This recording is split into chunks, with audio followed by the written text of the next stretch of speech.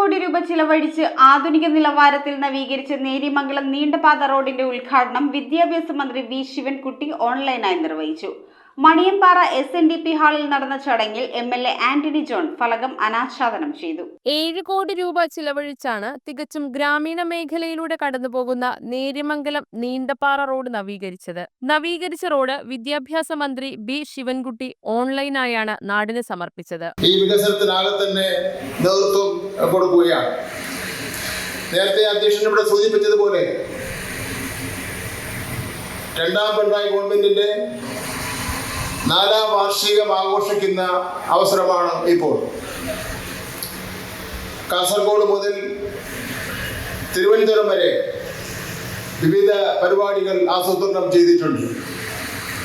പരിപാടികൾ എന്ന് പറഞ്ഞാൽ ഈ 4 വർഷക്കാലം കൊണ്ട് ഈ ഗവൺമെന്റ് നടത്തിയ പ്രവർത്തനങ്ങൾ, വികസന പ്രവർത്തനങ്ങൾ എക്സിബിഷൻ രൂപത്തിൽ,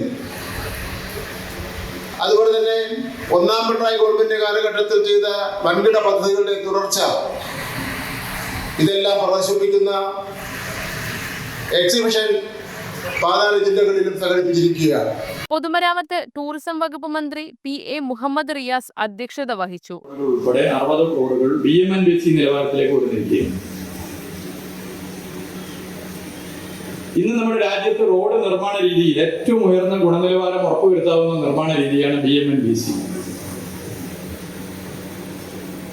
BMNBC റോഡാണെങ്കിൽ ഒരു 8-10 വർഷത്തേക്ക് ആ റോഡിന് മറ്റു കുഴപ്പമുണ്ടാകില്ല. പക്ഷെ ചെലവ് കൂടുതലാണ്.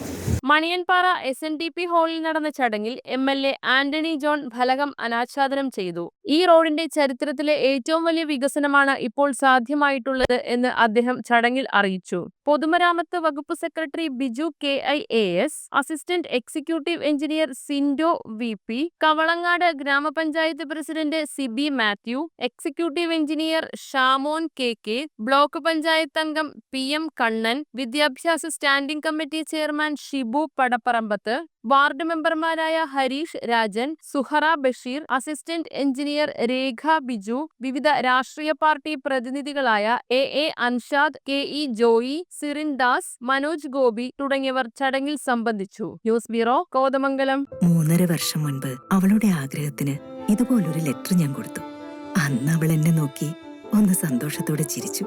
ഇപ്പോ അവളുടെ സ്വപ്നങ്ങളും എല്ലാം യാഥാർത്ഥ്യമാക്കി. സ്വപ്നങ്ങളെ യാഥാർത്ഥ്യമാക്കി MBITS എഞ്ചിനീയറിംഗ് കോളേജ്, കോതമംഗലം.